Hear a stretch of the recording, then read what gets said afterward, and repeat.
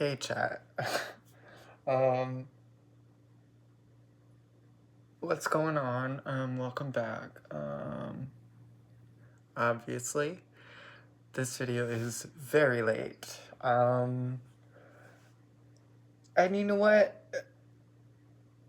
It's not my fault, but at the same time, it's low-key entirely my fault because I had started to film one of these on Sunday, and I got like 10 minutes into it, and I said, I wasn't feeling it. I'm gonna be so honest with you. I was not feeling it. I really, I don't know. It just wasn't. I think doing the pod this weekend wasn't in the cards for me. And I really feel bad. And I really tried to be consistent with it. I was like, Friday I was too busy, so Saturday I was too busy, and Sunday I was like, I have a little bit of time at the end of the day, like, let's do it. And I tried and I didn't. So if that really, like, takes you off, I'm really sorry. But at the same time, argue with the wall, because, yeah, argue with the wall. I don't really care how it makes you feel. I said I was sorry, okay? I said I was sorry, and that's as far as that needs to go. Yeah, I actually was 90% sure this wasn't actually gonna happen this week, so I didn't really prepare anything to say, so we're kind of just gonna wing it. I don't know. How are you guys? I'm like pretending I have all these people that watch this. Nobody watches this. Nobody watches this. Nobody's gonna. Honestly, guys, I'm starting to realize the chances of this going somewhere are slim to nil. Actually, that's not true. I think it's just gonna be a while before this actually goes somewhere, because I'm thinking. Actually, no, we do have a lot to talk about, actually. So we'll kind of just get right into it. No, so I don't really know if this is gonna go anywhere, if this, at least for right now. Okay? For right now. I don't know if it's gonna go anywhere. Okay? I just don't. Yeah, it's on YouTube. I don't know. No, the YouTube views aren't viewing. Like, it's not reaching a whole community, and maybe that's because maybe I'm not as funny as I thought I was. Maybe I'm not. Doesn't mean I'm gonna give up. It just means that I need to let time do its thing. I need to let the internet do its thing. I need to let the social scene do its thing. And, like, if it's meant to happen, it'll happen. If it's not, it won't. And maybe then I'll shoot myself. Who knows? We'll see what happens. Yeah. Oh, the thing I wanted to get into was we're reaching the end of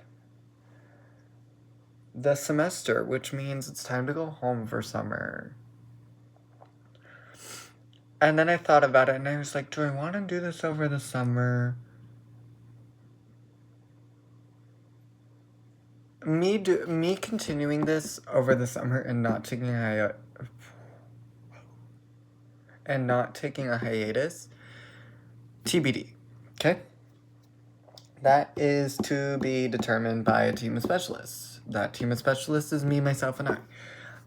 It's TBD. I'm trying to, like, I have a recording microphone in my Amazon wish list. It's just, it's expensive. They're expensive, though, and I'm just like, the goal for the summer is to get a recording microphone for this so the sound quality could be better.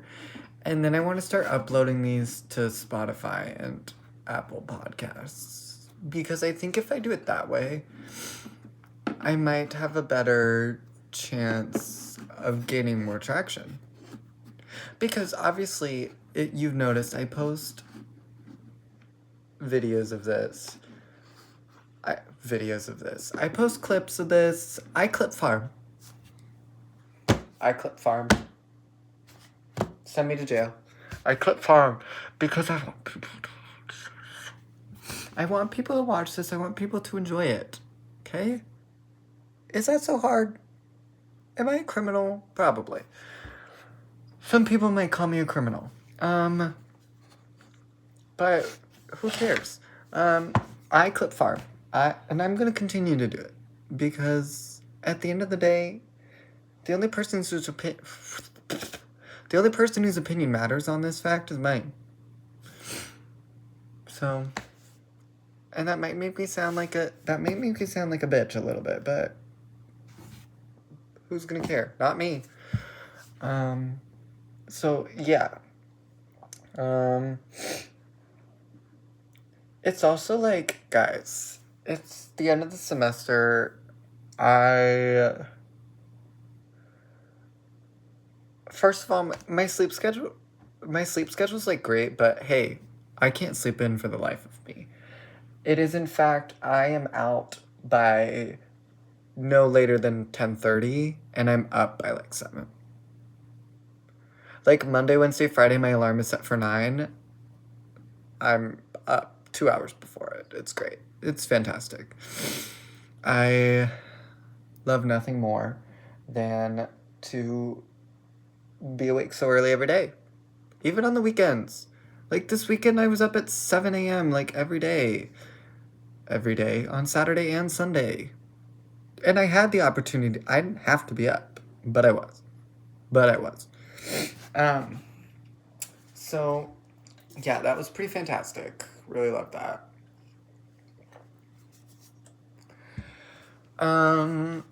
Yeah. Also, mentally, sorry, I just got an email. Mentally, I'm just kind of checked out school-wise. I start to lose track of like where I am and what's going on sometimes. That it's just like I want to scream, sob, die. You know, all of it. Things are going really good for me. Things are great. I actually do love. This is the thing with me. It's just like every time a semester ends, I'm like, get me out of here. I want to go back home, and I'm like, the thought of being in the state of Arizona right now is sickening, and I want to get out. And then 2 weeks of being back home, I'm like, I need to be back in Arizona. This was fun. This was great. And then it's like, I'm always excited to start the next semester, and it's just a cycle that never ends. It has been 3 years of this cycle consistently, and it's great. Loved it. Love it. Love it. Love. So, yeah. So my life's going. If I yawn a lot, it's because I just got out of my genetics lecture, and it's so boring. I find lectures to be the most boring times of my life. Like, straight up. So, like, baby, it's really hard for me to focus when you're just talking to me.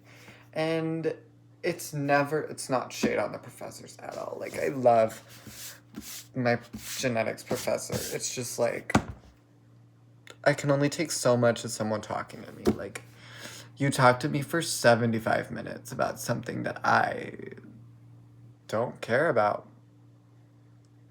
Like,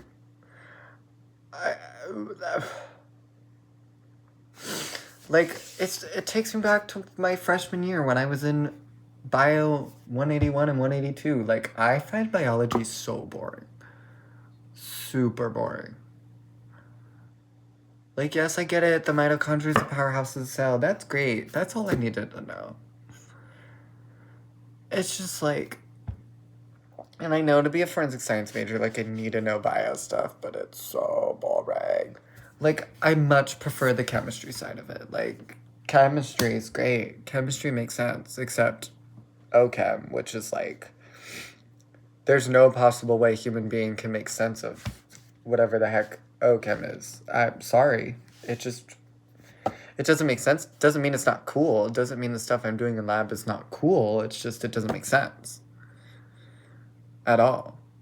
And it's just like genetics falls under that bio category, and it's just like, I find it incredibly boring. Okay? Incredibly boring. So yeah. So yeah, school's almost over. I'm really just locked into summer mode, TBH. So yeah. Also,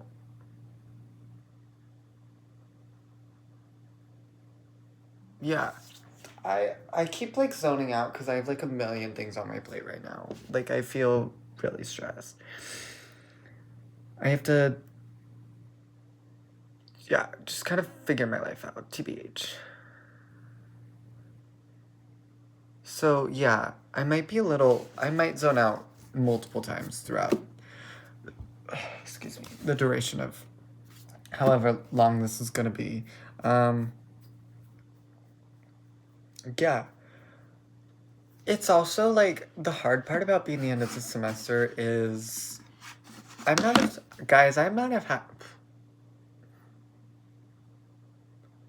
okay.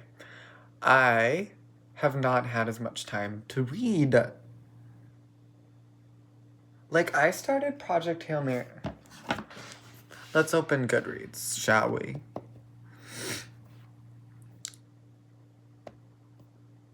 And what I'm about to share might really be pathetic, and I really hope it's not. Yeah. So I'm reading Project Hail Mary.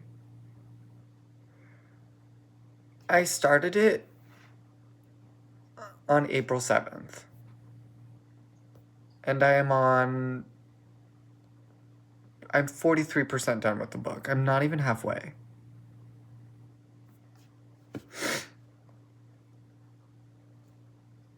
Yeah. I'm not even halfway through with the book. And it's been almost 20 days. And it's nothing about the book. Like, this book is one of the coolest and most exciting books I've ever read. And it really, I can't wait to watch the movie. But it's just, I've had no time.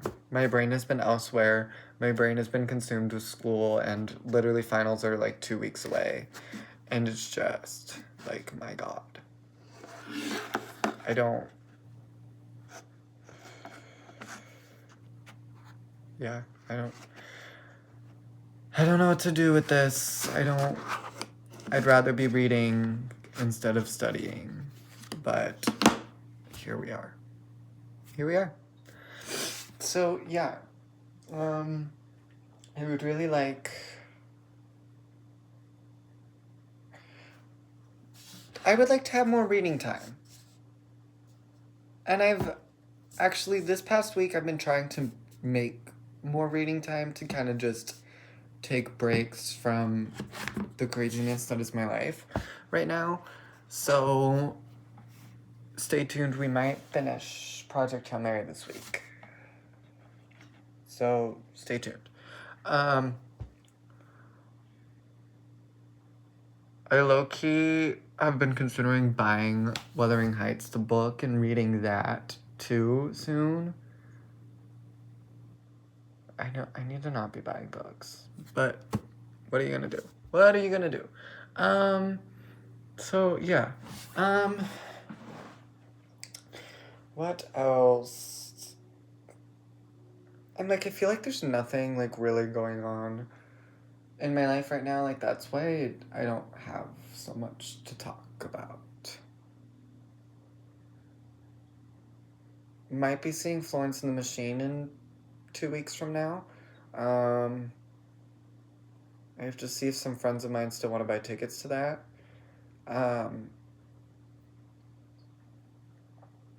cause it would be a dream of mine to see Florence and the Machine. Like I love her to death. I think Everybody Scream is one of my favorite album of theirs, and I know it's early to say that, but that album was impactful. Can we actually can we talk about that? Can we talk about Everybody Scream? Can we talk about Everybody Scream by Florence and the Machine? Let's actually talk about that. So, Everybody Scream was the sixth studio album by Florence and the Machine. Let me pull up Wikipedia. I need to have Wikipedia and I need to have Genius open for this, actually. We're gonna do some learning.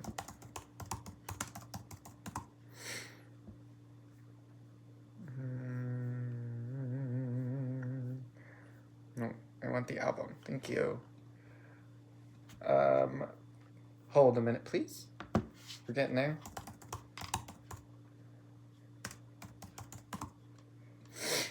Okay. So Everybody Scream is, yes, the sixth studio album by Florence and the Machine. And it was released on Halloween last year. Which, first of all, a Florence and the Machine record, when you hear Florence Welch post on Instagram saying that a new Florence and the Machine album is coming out on Halloween, you know it's going to be good. You know it's going to be amazing. So, that's all that I needed to say on that, was that you know it's going to be great. And it was kind of like July was when Florence started posting like cryptic, like witchy pictures and stuff, and I was like, oh, we're about to cook hard. Like when Florence is going witchy and giving us a ceremonials aesthetic, you know we're about to like have a spiritual moment.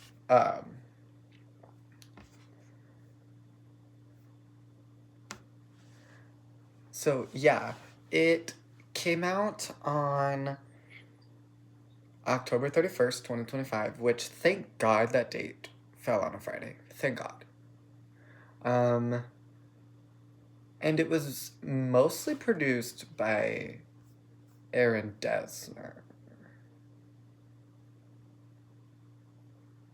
Like most of the tracks are produced by Aaron Dessner, which is we love. We love Aaron's kind of everywhere right now. And you know what? As he should be. As he should be. Yeah, he's really everywhere and I think it's amazing. I think I don't know if I should. No, I actually don't want to say that. But also, Florence Mitski co-wrote 2 of the songs on this album, and we don't talk enough about that. We just don't talk enough about that. Okay, we just don't.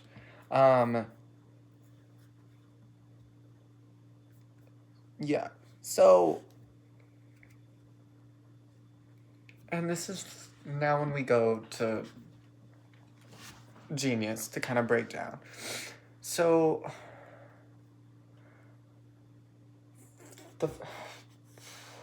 if I could spit it out, it would be great. So the first song, title track, Everybody Scream. It opens very much like Everybody Scream is exactly like,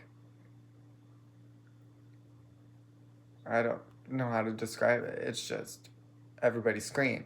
It's really about her relationship with, it's like depicting she feels most at home when she's performing on stage. Like, that's when she feels the most free. That's when she feels like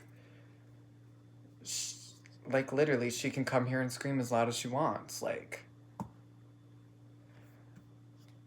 yeah. And I think one of the Um, like in the bridge when she says everybody shake, put down your screen, everybody up. It's just like put the phone away and experience a concert. But I actually don't have a lot of rooms. Okay, when I'm at a concert, I don't have my phone out the whole time. I really just I film the most important moments, which is usually just like the beginning of each song, and then I kind of put the phone away and then I'm there experiencing it. Like yes, I need video footage because I want to be able to relive. I want to be able to relive these moments, but it's just like I don't want to relive it entirely. I don't want to experience that moment entirely from a screen because I don't feel like that's experiencing that concert in that moment to the best of your ability. Does that make sense? I hope that makes sense. So yeah, it was just like Everybody Scream is a very like Florence and the Machine song, but it's got like a really deep meaning. It's just like, yeah, she's at one with the stage. And then we move into track 2, which is One of the Greats. And the name in itself depicts in the entirety of the song. It is a 6.5-minute song about about Florence Welch wondering if she will ever go down in history as one of the greats. It's just like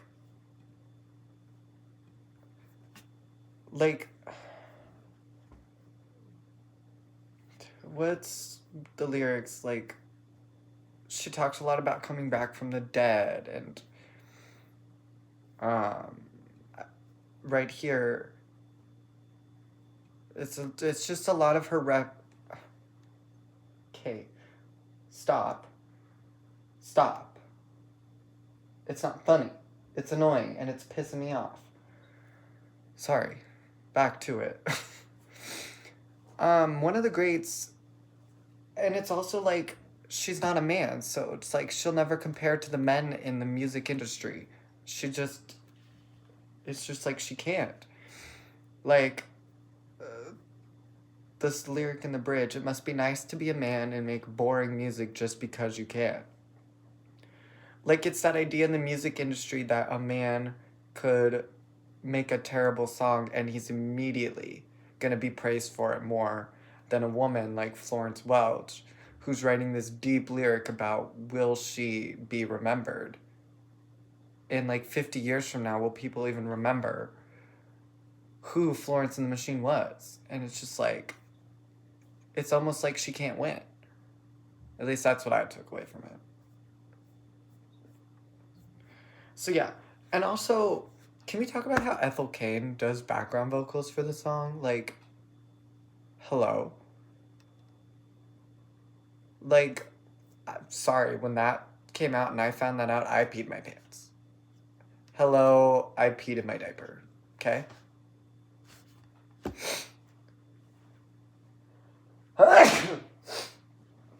Oh, excuse me. Sorry. I feel like my allergies are kicking my ass right now. Like, majorly kicking my ass. Anyway. So, the third track is Witch Dance. And when she announced the track list, this was the one I was like most excited for, because I was like, Witch Dance. Oh, we're about to get into it. And yeah. She never says Witch Dance, but it's when you listen to the song, you want to have a fire lit and you should be dancing in a circle in a seance. And I was like, sign me up. Let's do that. And this one's all about her near-death experience. Like, she opens with, it's literally, she uses sexual intercourse with death as a metaphor for her near-death experience when she had the ectopic pregnancy and she had to have emergency surgery and it almost killed her. Like the chorus, show me the way, the feeling leads, the ache, the kick, the need. Like, yeah, it's a really just like feminine, witchy song about almost dying. And then we move into track 4, which, yeah, it's got a big, like this one has a really big sound, but it's also, its meaning behind it is kind of, uh, it's all about like healing and recovery after something terrible has happened. It's like almost like it's like part of it is like feeling yourself again after you've had this major traumatic event happen to you, and at the same time it's like I feel stronger now, so it's like throw whatever the hell you want at me, I can take it. Guys, when did this episode turn so serious? Oh, that's right, when I made it serious. This one's just a more serious one because yeah. Then we move into track 5, really brings it down with Perfume and Milk. And it's all just about life going on. Like, throughout, she says the seasons change, the world turn, like, all shall be well, all shall be well, miracles are often inconvenient, a prayer is a spell. Like, um, bad things happen, but you grow. After something bad happens, you grow, you return to who you were. And it's just like, you use those experiences as something that like makes you who you're meant to be. Oh god. So track 6 is Buckle. The single-handedly most devastating song on the album.